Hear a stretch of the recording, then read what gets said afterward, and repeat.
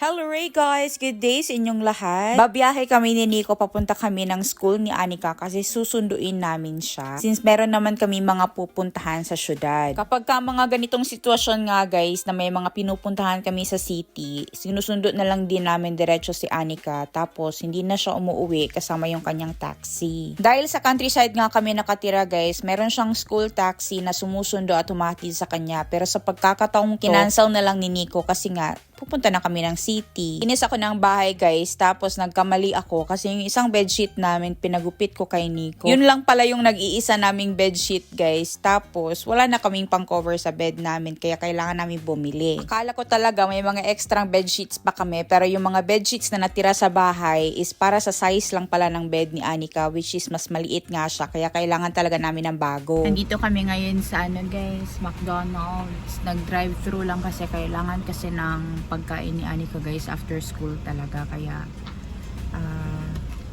dumaan na lang kami dito para meron siyang makain habang nagda-drive kami. Kapag mga ganitong take-out order guys, or kahit ba sa restaurant kami kumain, si Anika talaga ang nag-order ng mga pagkain na gusto niya.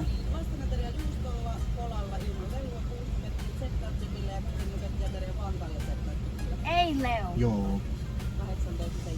Ei Joo, Leo. kyllä. Ei Leo jo. Kiitos. Ayaw na Anika ng choice.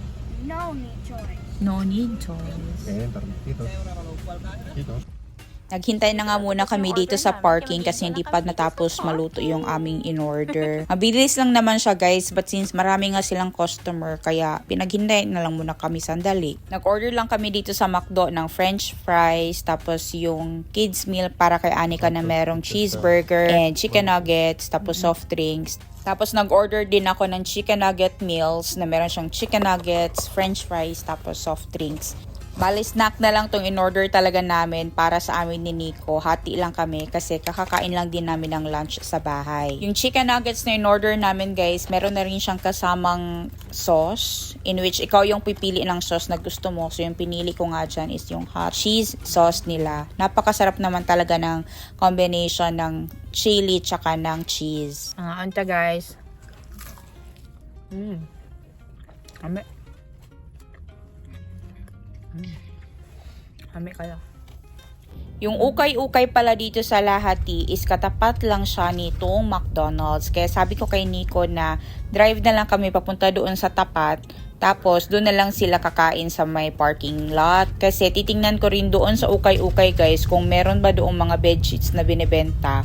Kahit na ukay-ukay, bibilhin ko yun para makatipid ako. Papasok na nga tayo ngayon sa ukay-ukay guys. Dito tayo pupunta sa FIDA. Itong FIDA is isang ukay-ukay shop siya dito guys, na yung mga binibenta nila or yung mga nai-income nila dito is dinodonate din nila sa mga organizations. Tapos pwede ka rin mag-donate dito guys pag dala ka ng mga gamit mo. Of course, yung mga gamit na pwede pang magamit. Tapos yung mga gamit na na-donate sa kanila guys is binibenta nila yan. Tapos yan yung income generating project nila para sa kanilang organization na tinutulong din nila sa mga tao. Dito sa Finland guys, napaka-popular talaga ng mga ukay-ukay shops, or ang tawag nila is kirputuri or kirpis or flea shop. Napakarami niyan dito sa Finland guys kasi uso talaga dito ang recycle and reuse. Tinitingnan ko nga itong isang maliit na cabinet dito, or itong maliit na drawer guys, kasi kailangan namin ng lalagyan ng mga gloves namin sa bahay. Kahit sa ukay-ukay ka lang mamili guys, sobrang dami mo talagang pwedeng mabili as in. Tapos napakamura compared sa mga original prices or sa mga bago na mga items. Sobrang gaganda ng mga ukay-ukay dito. May makikita ka mga branded, hindi branded, mga bago. Basta guys, sobrang gaganda. Dito naman sa FIDA, marami silang binebenta galing sa mga damit, mga gamit sa bahay,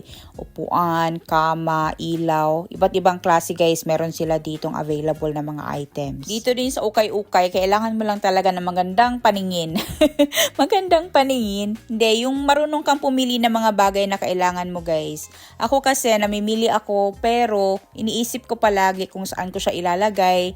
May paggagamitan ba ako nito? Baka matapon ko lang or matambak pagdating ko sa bahay. Kaya iniisip ko talaga kung bibilhin ko ba to o hindi. Bedsheet yung sadya ko guys, pero yung tiningnan ko is itong mga appliances dito. Kasi tumitingin din ako ng mga Christmas lights or mga pang-decor para sa Pasko. Kung matagal ka na dito sa channel ko, nagtataka ka siguro bakit nung last year, hindi ako nag-share talaga ng anything about Christmas. Please leave me a comment kung gusto mo talagang malaman kung bakit hindi ako nag-share about Christmas namin last year. Last year na 2023. Saka yung New Year namin na 2024. And bigla na lang ako nawala sa YouTube guys, pansamantala. Sobrang dami nga dito mga Christmas decor guys na mga nakabox pa and mga nakabalot pa talaga siya. Yung iba is used na pero may mga boxes pa siya guys and sobrang gaganda pa and lahat ng mga Christmas lights dito is gumagana pa talaga. Tapos sobrang mumura ng mga items na to guys. Kapag binili mo to sa store, lampas na to ng mga 5 euro or 10 euros. Depende sa mga items. Pero dito, since used na siya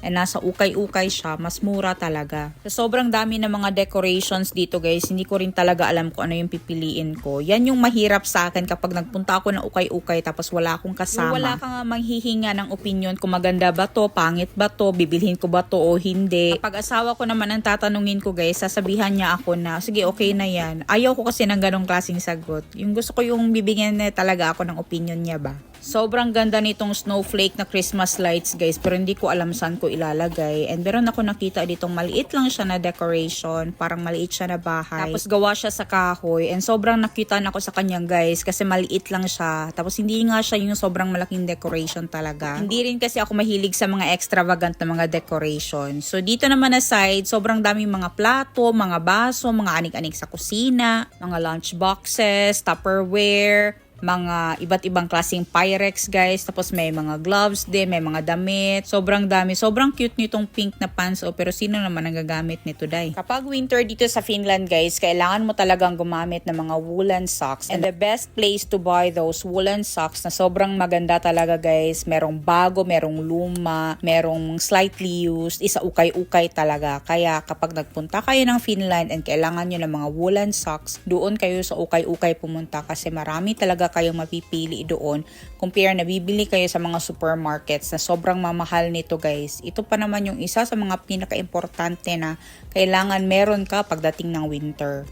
Sa sobrang lamig dito sa Finland guys, yung unang-una talaga nalalamigin is yung mga toes mo, yung mga daliri mo. Kaya kailangan mo talaga ng woolen o kaya ng mga woolen gloves or woolen socks. Tumingin din ako dito sa mga sapatos. Tapos sobrang dami na naman nilang bagong sapatos guys.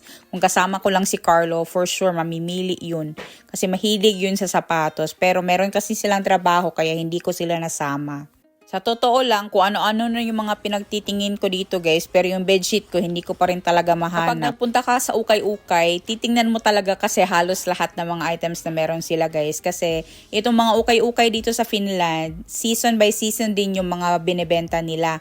Like example, yung mga pang-winter, ngayon na season nila ilalagay. Tapos yung mga summer na mga items is lahat yan naka-sale. So andito ako ngayon, tumitingin ako ng mga iba't ibang klaseng mga damit na pang summer guys na sobrang naka-sale na talaga. And alam nyo ba, mga branded itong mga andito kasi merong mga Abercrombie, merong mga Levi's, iba't ibang klaseng brands guys and sobrang mura. Ayan o, yung Pull and Bear na yan. Mahal din ang Pull and Bear na mga damit guys. 2 euro na lang yun. Tapos marami din sila mga anik-anik dito na binibenta. Like example, gagawa ka ng mga arts and crafts na mga projects. Magagansilyo ka. Marami sila guys na pwede mong pagpilian. Tapos kahit sa ibang stores din or ibang ukay-ukay na store, marami din silang mga ganitong mga binibenta. Halos marami ding mga Finns ang nagpupunta sa mga ukay-ukay kasi nga mas nakakatipid dito. Tapos marami ka talagang pwedeng makita kahit na yung binibenta sa store. Kailangan mo lang talaga timingan yung pagpunta mo ng ukay-ukay stores guys. Kasi sobrang dami talaga nilang items na binibenta at talaga makakatipid ka kapag sa ukay-ukay ka nagpunta. Kasi kahit mga bago guys, may mga tags pa, makikita mo talaga doon sa ukay-ukay at pwede mo talagang bilihin. Kabili na ako guys, 2 pantalon tapos itong isang Christmas decor na wooden. Ito lang binili ko kasi ito lang nagustuhan ko sa mga andoon. Ayoko kasi naman masyadong colorful. Sobrang daming Christmas decors dito guys. Hindi ko na talaga alam kung anong bibilhin ko. Kaya tumingin na lang din ako guys. Mas gusto ko kasi yung color nilang na black, white, gray, gold, yellow. Yung hindi masyadong red guys. Ay, hindi ko gusto masyado yung maraming iba't ibang color talaga. Pero itong Christmas tree na to, napakaganda nito. Nag-iisip ako kung bibilihin ko ba o hindi. Pero sobrang dami nilang items talaga guys na pwede mong pagpilian. Tapos mahilig pala ako sa mga antique stuff guys. Kaya tiningnan ko rin yung mga baso-baso doon. Sa Pilipinas ba guys, saan kayo namimili ng mga Christmas decors nyo? O kaya gumagawa ba kayo ng mga Christmas decors nyo dyan? Kasi dito sa Finland, kahit sa ukay-ukay, marami ka talagang mabibiling mga dekorasyon pang Pasko. Wala nga akong nakitang bedsheets doon sa ukay-ukay guys. Kahit yung sa katabing store which is used. Hindi ko na kayo sinama doon sa used kasi mabilis lang ako doon. Kaya sabi ko kay Nico, punta na lang kami ng Tokmanni doon sa Hollola kasi doon ko titingnan kung merong bedsheet doon na pwede sa kama namin. Sobrang ganda talaga ng mga decorations pang Pasko guys, no? Maraming silang mga tonto dito guys. So ang tonto sa Finnish guys is yung mga diwin, diba? Sa amin sa Bisaya ang tonto is iba. Comment down below kung ano yung ibig sabihin ng tonto.